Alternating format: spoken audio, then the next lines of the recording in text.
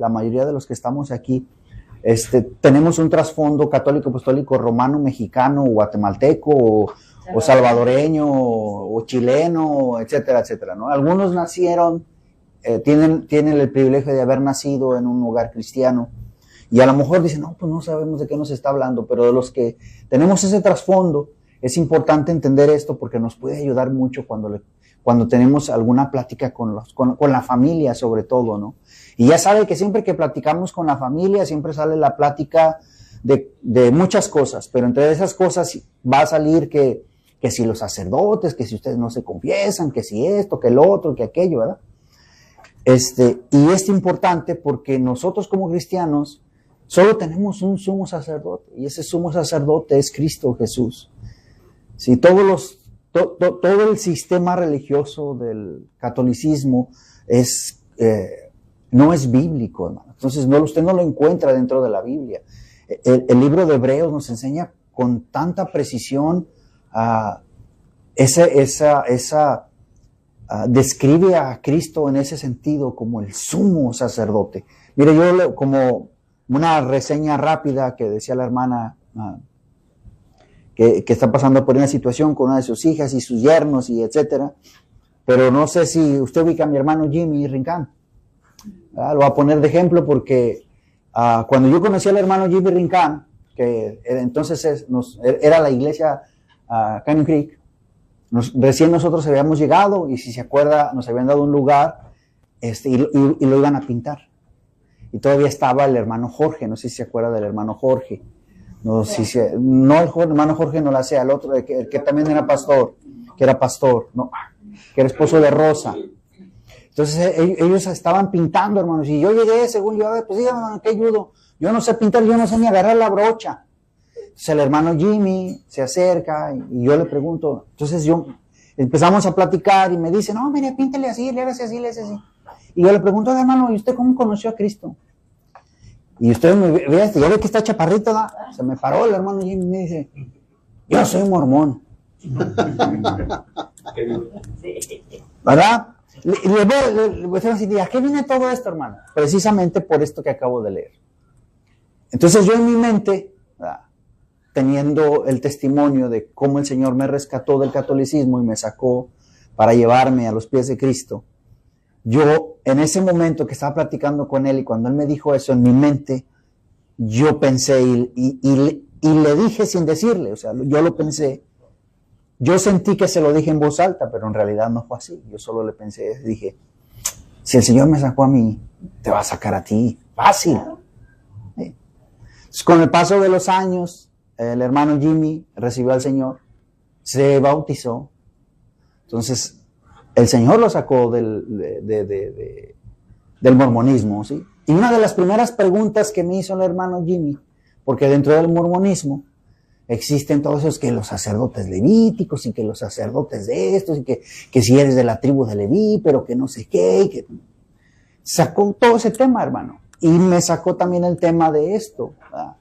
Que porque ya cuando son así los obispos, tienen esa jerarquía, así como Melquisedec y todo. Le dije, no, hermano, el único que tiene ese sacerdocio es Jesús. Le dije, vamos a ir a la Escritura para que no me creas a mí, que es lo que dice la Escritura. Y leímos el libro de Hebreos, leímos precisamente esos capítulos 7, 8, 9, y cuando le muestro ese pasaje donde describe a Jesús como aquel sacerdote, ¿verdad?, que no tenía, que era rey, porque Melquisedec era rey y sacerdote. Entonces, cuando ve esa comparación, el hermano Jimmy, hermano, abrió unos ojos así grandes. Y yo pude ver en él así como, wow, ahora veo.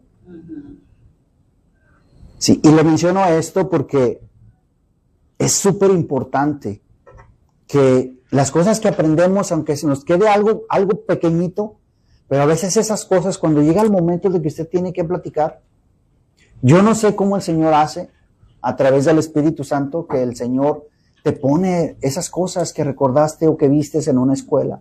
Mire, cuando yo conocí al Señor, así, yo recuerdo al pastor que me llevó a los pies de Cristo, el hermano José Andrade, él me decía, hermano, y él así me motivaba.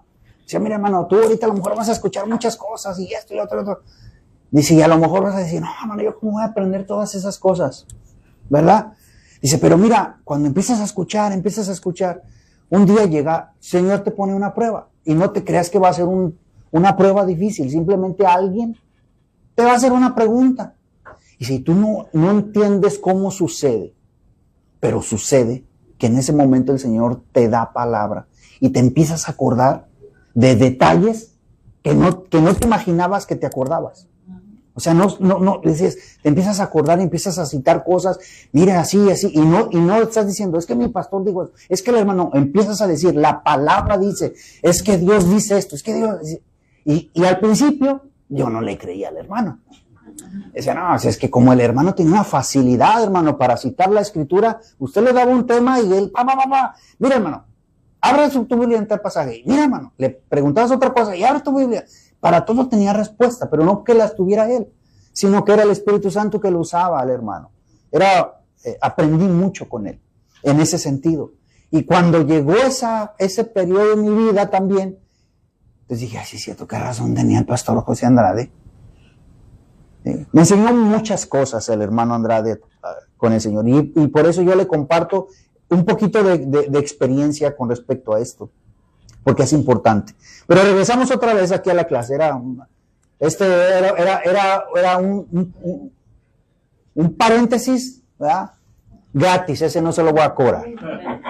Dice, su entrada al lugar santísimo verdadero, o sea, la entrada de Cristo por su propia sangre, asegura la remisión de los pecados y establece una redención eterna, todo por su sangre. Y eso lo podemos leer en Hebreos capítulo 9, versículos del 11 al 14 y los versículos 22 y 24. Lo vamos a leer un poquito más adelante. Dice, pero vienen unas preguntas aquí. Dice, según Hebreos 9, dice, hermano, pero no hemos leído según Hebreos 9. Dice la pregunta, ¿qué asegura la entrada de Cristo al lugar santísimo verdadero? Pues entonces vamos a abrir nuestras Biblias, ¿verdad? Vamos a abrir nuestras Biblias a Hebreos capítulo 9 y vamos a leer los primeros versículos. Yo sé que ahí están ahí abajito, pero quiero que abra su Biblia, hermano, porque es importante. Si es digital, yo no me enojo, hermano, también se vale. No me molesta, yo entiendo, yo sé que hay chicos jóvenes que les gusta más el celular y eso. No tan joven, así es. Sí, no tan joven. Es más cómodo, está bien, se vale. Yo siempre que veo a una persona, alguien que saca su celular para ver la Biblia, me acuerdo mucho del hermano Jerry Morris. No sé si ustedes se recuerdan del hermano Jerry Morris. Sí. Me recuerdo mucho porque él me decía, hermano, es que yo no puedo entender en mi cabeza cómo es que en tu teléfono puedes traer todas las versiones de la Biblia. Sí. Para él en su mente era algo inimaginable, porque él tenía colecciones de comentarios, Biblias, como usted no se imagina. Y un día él se sorprendió tanto porque dice, hermano, es que ando buscando un comentario. ¿Cuál anda buscando, hermano? No, pues tal, así decir, mire, hermano, mire, aquí cuesta $7 y lo baja así. Y hermano, ¿y ahí lo traes en el teléfono? Sí, hermano, mire, aquí está. Y él no podía entender eso. Para él era muy difícil, pero tiene la ventaja. Entonces, es bonito. Bueno, entonces vamos ahí, Hebreos capítulo 9. ¿Quién me puede ayudar a leer los versículos del 11 al 14? Pásale, mi hermano Vicente, aquí es. No se amontonen, nomás uno. Dice, pero estando en el presente Cristo, sumo sacerdote de los bienes venideros, por el más amplio y más perfecto tabernáculo no hecho de manos, es decir, no de esta creación, y no por sangre de machos cabríos, ni por becerros, sino por su propia sangre, entró una vez para siempre en el lugar santísimo, habiendo obtenido eterna redención. Porque la sangre de los toros y de los machos cabríos y las cenizas de la becerra rociadas a los inmundos santifican para la purificación de la carne, cuanto más la sangre de Cristo, el cual mediante el Espíritu eterno se ofreció a sí mismo sin mancha a Dios, limpiará nuestras conciencias de obras muertas para que sirváis al Dios vivo. Amén. Qué interesante, ¿verdad? Y todo esto, hermano, no es más que el reflejo, o más bien el cumplimiento, no el reflejo, sino el cumplimiento de aquellos sacrificios que se realizaban en el Antiguo Testamento. Jesús mismo se ofrece a sí mismo.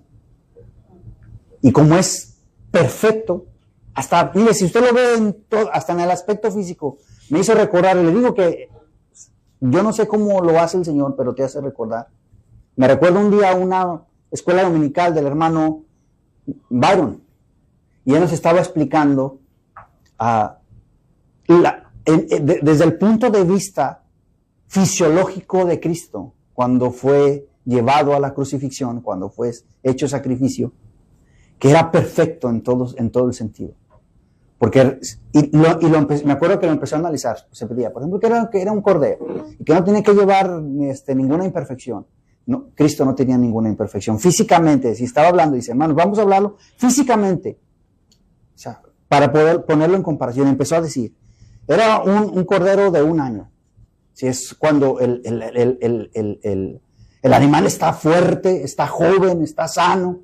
Cristo dice, regularmente los varones a la edad de 30 años es cuando se consideran jóvenes, fuertes, en su mejor momento. Entonces lo empezó a poner así el hermano, ¿no? Para hacerlo interesante todo eso. Entonces me hizo recordar todas esas cosas que empezó a decir el hermano. Y yo me quedaba, oh, sí es cierto, oh, sí es cierto, oh, sí es cierto. Y muchas veces, hermano, ese tipo de detalles no los vemos hasta que alguien nos lo explica o nos lo pone en una perspectiva diferente, lo logramos ver. Entonces lo que tratamos de hacer aquí, y lo que trata de hacer nuestro hermano Rodrigo con este estudio es precisamente eso, que podamos ver eso a través de lo que él escribe, y que cuando no entendamos o no podamos verlo, a ver, hermano, dibújemelo porque no lo alcanzo a ver. Yo soy muy visual para aprender. Cuando yo visualizo algo, yo le puedo garantizar que dentro de 30 años, si Dios me conserva mi mente, lo voy a recordar. Porque yo aprendo así. Hay gente que es auditiva, aprende oyendo y cuando lo escucha muchas veces, lo aprende. Otras personas son más como táctiles, tienen que estar haciendo algo, tienen que estarlo haciendo y así lo aprenden. ¿Sí? Entonces, pero para que tenga ese concepto, ¿no? Bueno, entonces según Hebreos, según lo que acabamos de leer y según el pasaje, ¿qué asegura la entrada de Cristo al lugar santísimo verdadero? La limpieza externa de las leyes ceremoniales, la entrada al lugar santísimo terrenal, la remisión de los pecados y la redención eterna, la destrucción de los sacrificios antiguos, la restauración del templo terrenal. ¿Qué es lo que asegura la entrada de Cristo? La remisión de pecados. La remisión de pecados y la redención eterna. ¿Sabe por qué? ¿Por qué garantiza eso? Porque él entró al lugar santísimo. Todo, cumplió todo. Cumplió todo. Entró por su sangre. ¿Y qué más está ahí? Una sola vez y para siempre. Una vez y para... ¿Qué más? Todo eso es válido, hermanos. Todo eso es válido. Hay muchos, hermano. Otro que se acuerde, mi hermano. El sacrificio. De otra cosa que se acuerde. Que él va a regresar y que va para ¿cómo les digo? Su palabra. No, para llevar, para los que han creído en él ahorita todavía. Va a regresar. ¿Qué más, hermanos? ¿Cómo está Cristo ahorita ahí en este lugar, ahí en el lugar santísimo? ¿Cómo está Cristo? Entronizado. Gracias, mi hermana. Está entronizado. Y si está entronizado ahí, Él tiene directo a hacer. Nosotros pecamos, y dice la Escritura que cuando pecamos tenemos abogado para con Él. Y como Él está vivo, dice la Escritura que siempre está intercediendo por nosotros. Si Él estuviera muerto, ¿pudiera hacer eso? Entonces, como Él está vivo y es Dios, es eterno, entonces la redención que proporciona también es eterna. Porque siempre, hermanos, siempre, en cada momento, cuando cometemos ese pecado, abogado tenemos para con el Padre. Vamos al Señor, Señor, perdóname, mira, fallé. Y Él, como ya hizo toda la ofrenda, como ya entró al lugar santísimo, como ya está ahí, Él hace esa intercesión, hace ese enlace, hermanos. Por eso es que no tenemos religión. La religión es Cristo. Él es el que nos religa nuevamente con el Padre.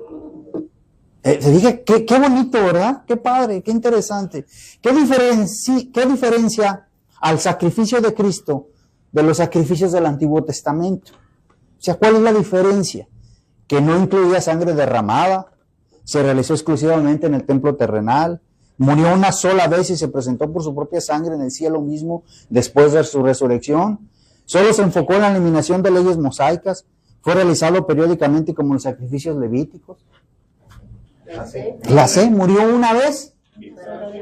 Y me encanta, hermanos, ese pasaje, porque yo recuerdo una vez teniendo una conversación con mi familia acerca de la misa católica, porque en la misa católica, cada vez que se realiza la misa, sacrifican a Cristo una y otra y otra y otra vez, ¿verdad? Pero le digo, luego dicen, pero es que es un sacrificio incruento, o sea que no hay sangre. Espérate, pero es que si no hay sangre, no hay redención, no hay perdón. Y si no tenemos ese detalle, hermanos, ¿cómo defiende? ¿Sí? ¿Cómo le dice a la gente? Entonces es importante, además, decirle, mire, con que le diga esto, la Escritura dice que Cristo murió una vez y para siempre. En español mexicano, de una vez y por todos. Y por todas, ¿verdad? Así el Señor eso fue lo que hizo. Entraba al lugar santísimo en el cielo. Y está aquí el pasaje nuevamente de Hebreos. Dice, pero estando ya presente Cristo, sumo sacerdote de los bienes venideros por el más amplio y más perfecto tabernáculo, no hecho de manos, o sea, es decir, no como el que montaban el pueblo de Israel, ¿verdad? La tribu de Leví, no como ese, sino ni de esta creación, y no por sangre de machos cabríos ni de becerros, sino por su propia sangre. ¿Cuál? La propia sangre de Cristo. Entró una vez y para siempre. Una vez. No dice que entra y sale, entra y sale, entra y sale, entra y sale, ¿verdad? Espérame, no dice, a ver, espérame, déjeme ir a hacer sacrificio por mi pecado y luego me regreso. No. El Señor no cometió pecado. Él no tiene que hacer sacrificio por sí mismo. Sí, entró una vez y para siempre en el lugar santísimo, habiendo obtenido eterna redención. Pero no para Él, sino para nosotros, hermanos. La purificación de lo celestial y la expiación definitiva. Porque Cristo no entró en el santuario hecho de mano, figura del verdadero, sino en el cielo mismo, para presentarse ahora por nosotros ante Dios. ¿Qué fue lo que ahorita discutimos? Ahí está el Señor. Él está presente delante de Dios.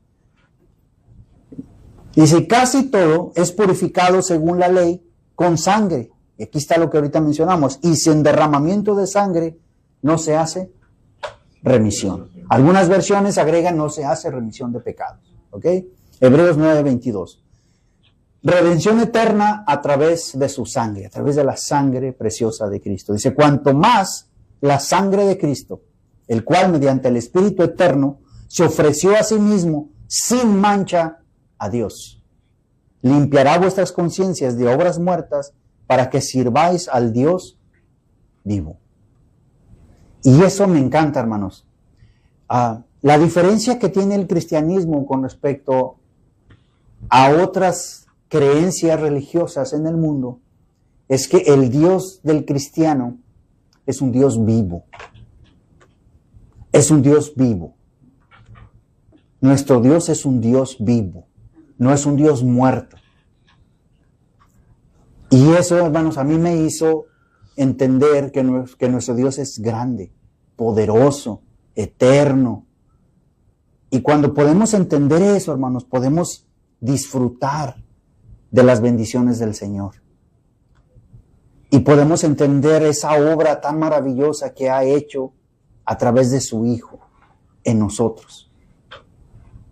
Que es tan maravilloso que incluso los ángeles se asombran. Porque para ellos no hubo redención. Para nosotros, los seres humanos, que nos dice la Biblia, poco menores que los ángeles, para nosotros sí hubo redención.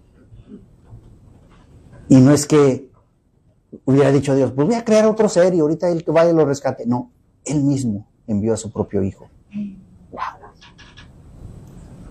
Wow.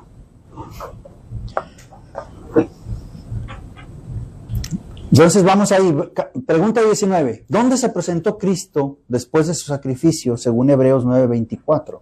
¿En el altar del templo terrenal? ¿En el cielo mismo ante Dios? ¿En el tabernáculo terrenal como figura del verdadero? ¿En el monte Sinaí? ¿O en el lugar donde se guardaba el arca del pacto? La ve.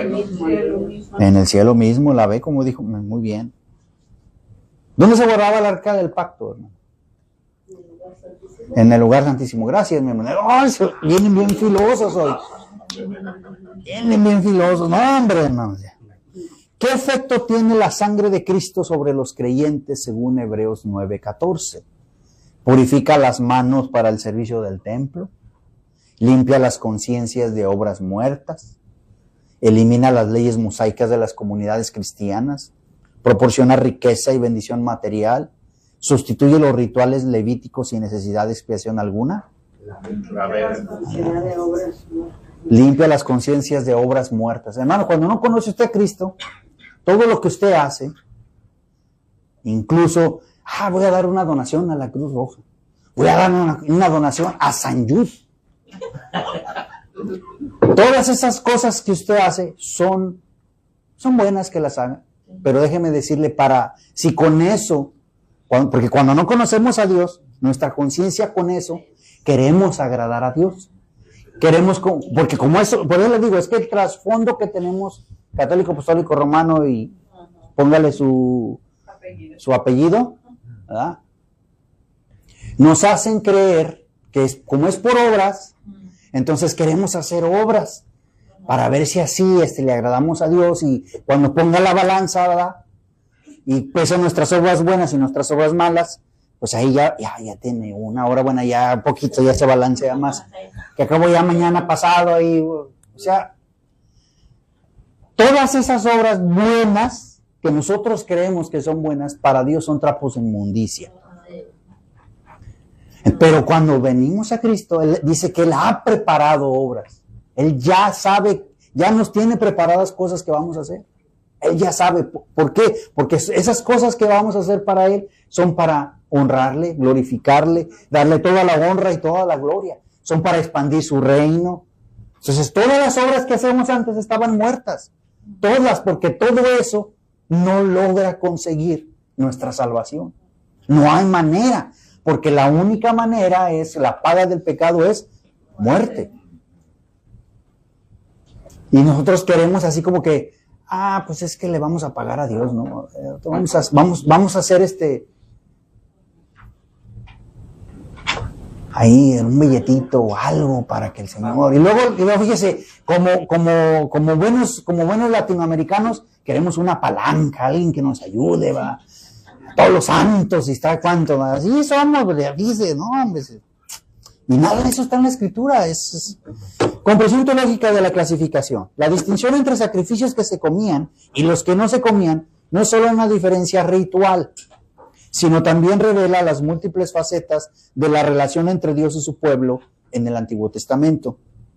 Los sacrificios que se comían, como el sacrificio de paz, que en hebreo, bueno, Seba Shalamim, no sé si está bien dicho, pero es el sacrificio de paz, dice, representan el pacto, la paz, la comunión directa y la gratitud hacia Dios. En estos casos, la participación del oferente en la comida sacrificial simbolizaba la reconciliación y la celebración de una relación restaurada con el Creador. Por otro lado, los sacrificios que no se comían, como el holocausto, que es el olá, subrayaban la necesidad de consagración total a Dios. Es importante destacar que el holocausto no tiene relación directa con purificar la contaminación resultante del pecado. Este sacrificio se centraba exclusivamente en la entrega total y el reconocimiento de la soberanía divina, simbolizando simbolizado, perdón, en la completa quema del animal por el fuego en el altar de bronce. Pregunta, ¿dónde estaba el altar de bronce? Afuera del ajá.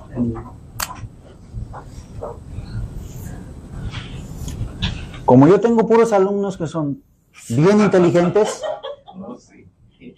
esta es la puerta, ¿verdad? Es que así me decían a mí mis maestros. Como todos los niños que estamos aquí somos niños listos, y los niños listos lo ven bien hecho. Así es que si usted lo ve mal hecho,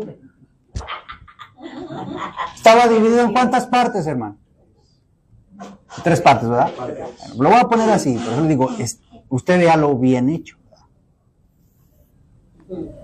Estaba la entrada, ¿y lo que había aquí, hermanos? Ese era el altar. Este es el altar de bronce.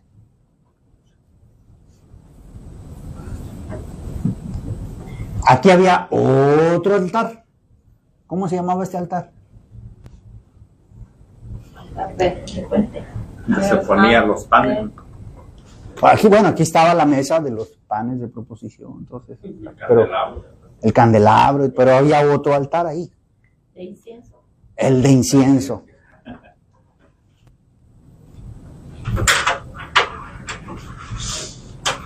Y este era el lugar santo. Este era el patio aquí. ¿Y luego aquí qué estaba? El lugar santísimo. ¿Y qué había en el lugar santísimo, hermano? El arca. Aquí estaba el arca del pacto. ¿Y qué más? Los ángeles. ¿Qué más? Nuestra palabra clave empieza con pro y termina con propiciatorio. Exactamente.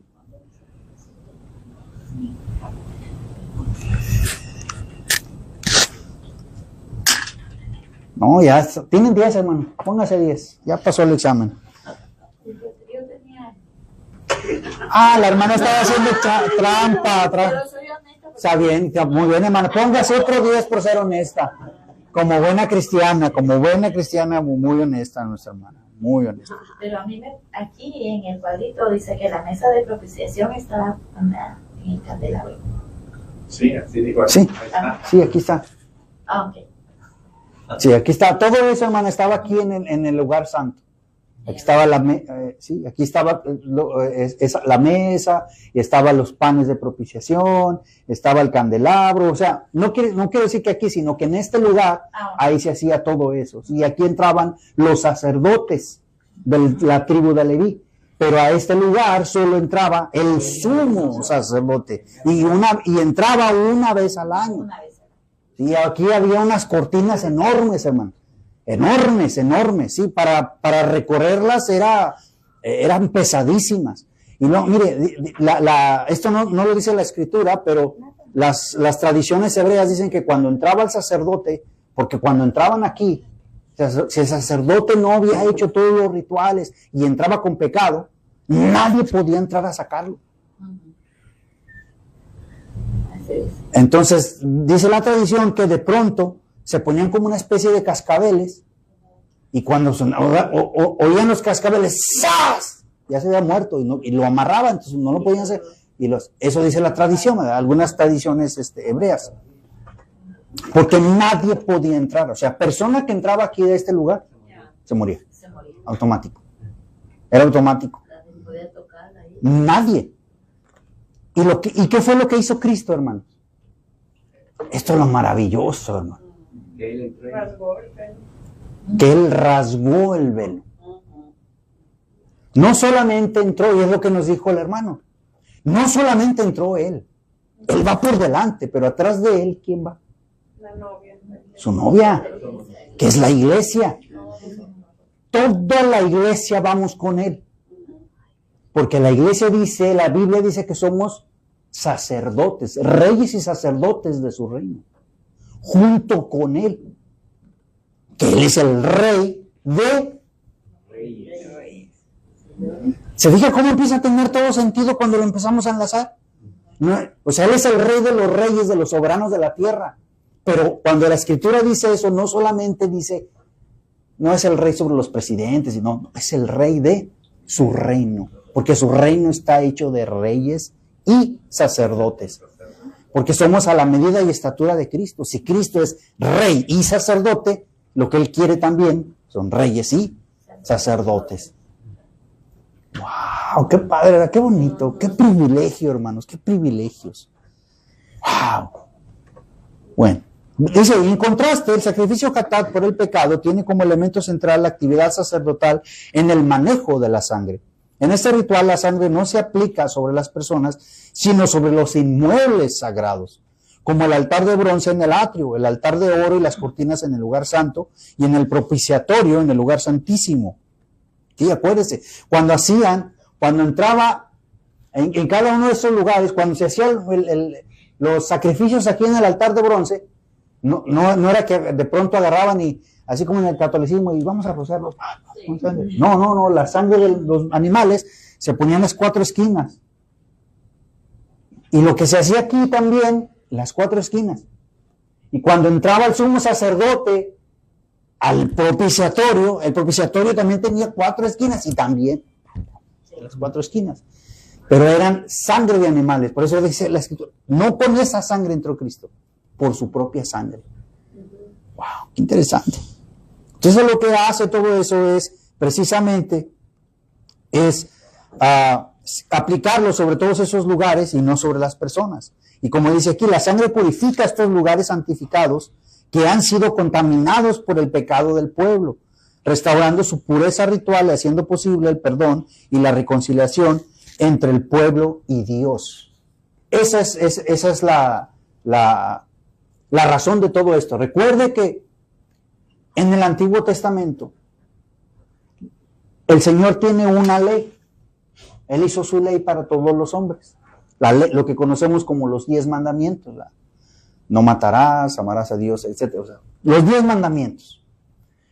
Cualquier error o violación a cualquiera de esos mandamientos, si nosotros leemos, no hay ninguno que dice, mira, vas a ir con el sacerdote, ¿sí? Así como le dice el sacerdote católico, apostólico romano, vas a hacer 10 Padres Nuestros, 20 Aves Marías, te vas a ir de rodillas.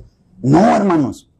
No, o sea, no existe eso ni siquiera en el Antiguo Testamento, porque la paga del pecado es muerte. Todos y cada una de las violaciones a los 10 mandamientos en el Antiguo Testamento, todas, la pena era la muerte. A cualquier persona que usaba el nombre de Dios en vano, lo llevaban y lo lapidaban. Las personas que eran encontradas en adulterio, lapidación. Las personas que robaban con toda la intención, lapidación, muerte. Las personas que mataban, muerte. O sea, no había sacrificio por ese pecado. Pero cuando viene Cristo, como acabamos de leer, Él sí es el sacrificio que quita los pecados. Ahora sí, cuando nosotros, como Dios ve, hermanos, Dios sabe que no vamos a poder guardarlo, ni siquiera uno de los 10 mandamientos. No tenemos, hermanos, nuestra raíz, todo lo que fluye, además de sangre y ADN, hermano, es pecado.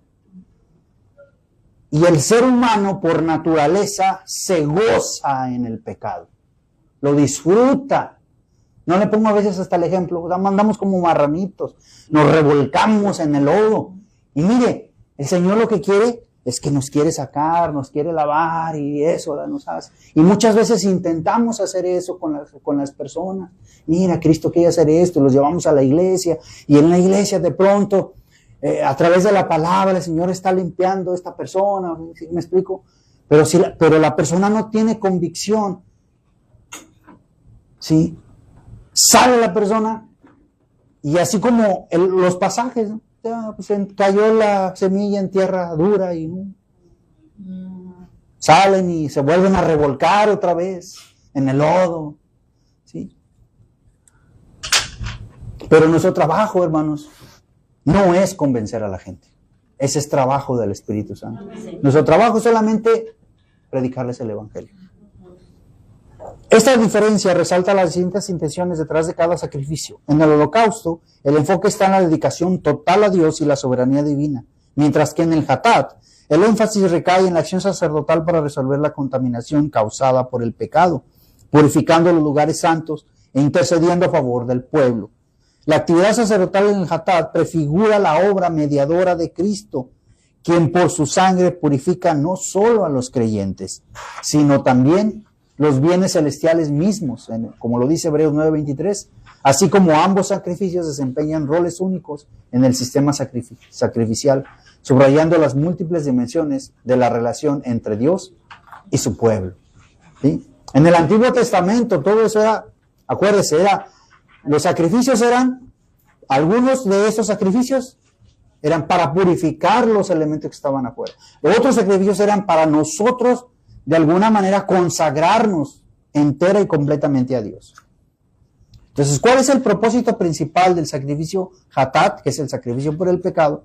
Según la descripción revisada, solucionar el problema del pecado mediante la muerte del animal, purificar los inmuebles sagrados contaminados por el pecado del pueblo, proveer alimento para los sacerdotes y el oferente, representar la entrega total del oferente a Dios, o garantizar la protección del pueblo frente a los enemigos. Purificar los inmuebles, ¿verdad?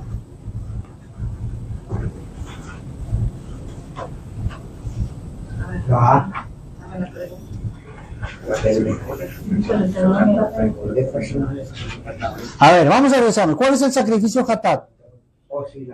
En Hebreos 9:23 fue pues necesario que las figuras de las cosas celestiales fuesen purificadas así.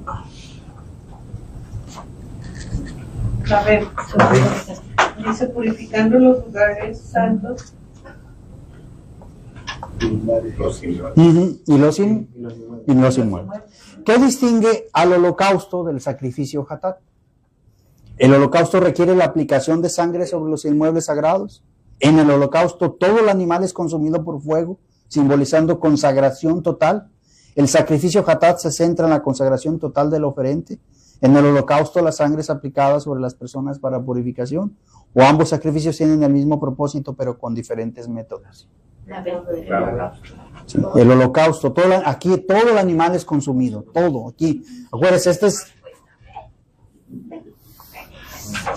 y acuérdense que dentro de estos hay unos sacrificios que se comen, no se comen. Y luego dentro de los que se comen, hay unos que el pueblo participa. Y hay otros que solamente los sacerdotes participan, ¿verdad? Y otros que no se comía nada. Sí, completamente eran consumidos. Muy bien. Conclusión. En conclusión, la clasificación de los sacrificios en la Biblia como aquellos que se comían y los que no se comían, volvemos a donde estamos hoy, nos permite comprender con mayor profundidad el simbolismo teológico y la intencionalidad detrás de cada rito. Los sacrificios que se comían subrayan la comunión y la participación del pueblo en las bendiciones de Dios, reflejando el disfrute, la gratitud y la paz en la relación con Él. Y vimos un ejemplo, ¿verdad? Pues cada vez que celebramos la cena del Señor, estamos celebrando, este es un tipo de sacrificio de los que se comen. O sea, estamos disfrutando de las bendiciones del Señor. Ya vimos eso también. Dice, los sacrificios que se comían subrayan la comunión y la participación del pueblo en las bendiciones de Dios, reflejando el disfrute, la gratitud y la paz en la relación con Él. Por otro lado, los sacrificios que no se comían destacan la gravedad del pecado, la necesidad de purificación del lugar de encuentro entre Dios y su pueblo, y en el caso del holocausto, la total consagración del Señor. Estas distinciones se encuentran en su cumplimiento definitivo en la obra redentora de Cristo, completada en los cielos, quien a través de su sacrificio perfecto no solo inauguró el nuevo pacto simbolizado en la cena del Señor, sino que también al entrar al lugar santísimo celestial como sumo sacerdote, llevó a cabo la expiación definitiva en los cielos mismos. De esta manera, Cristo purificó tanto los bienes celestiales como las conciencias de los creyentes, asegurando la remisión de los pecados y una redención eterna. En Cristo se sintetizan todos los elementos del sistema sacrificial del tabernáculo, revelando el propósito redentor de Dios desde el Antiguo Testamento hasta el Nuevo Testamento. En resumen, la clasificación de los sacrificios en el Antiguo Pacto nos ofrece una ventana para comprender mejor cómo Cristo cumple cada una de estas categorías. Los sacrificios que se comían reflejan la comunión restaurada entre Dios y su pueblo, mientras que los que no se comían enfatizan la necesidad de purificación previa. Ambos aspectos encuentran su cumplimiento en Cristo, quien no solo purifica, sino que también nos invita a participar plenamente de su vida. Así, vemos cómo los rituales en el Antiguo Testamento no eran fines en sí mismos, sino sombras proféticas que apuntaban hacia el sacrificio perfecto y eterno de Jesús. Y es cuando tiene sentido, que Jesús mismo dice, las Escrituras hablan de mí. Cuando le decía a los fariseos, a ver, ¿le creen a los profetas? ¿Le creen a Moisés? Pues créanme en mí, porque ellos hablaron de mí. ¿Qué escribió Moisés, hermano? Los libros de la ley. Los libros de la ley. ¿Y qué estamos estudiando, hermano? Parte de los libros de la ley, ¿verdad? Entonces, y ya nos estamos dando cuenta que cuando Cristo dijo que esos libros hablan de Él, ¿qué nos estamos dando cuenta, hermano? Sí es cierto. Los sacrificios hablan de Cristo. Todas y cada una de las partes. Qué bonito, hermanos. Es lindo, hermanos, estudiar la Escritura. Es una ventaja que tenemos los cristianos. Que realmente nos ponemos a estudiar la Escritura, hermanos. A entenderla, a saborearla, a conocer más a nuestro Señor. Vamos a orar. Vamos a despedirnos para la clase de la escuela dominical y vamos a prepararnos para alabar al Señor. ¿Le parece bien? Muy bien. Vamos a orar, hermano Luis, ¿nos puedes dirigir una oración, por favor?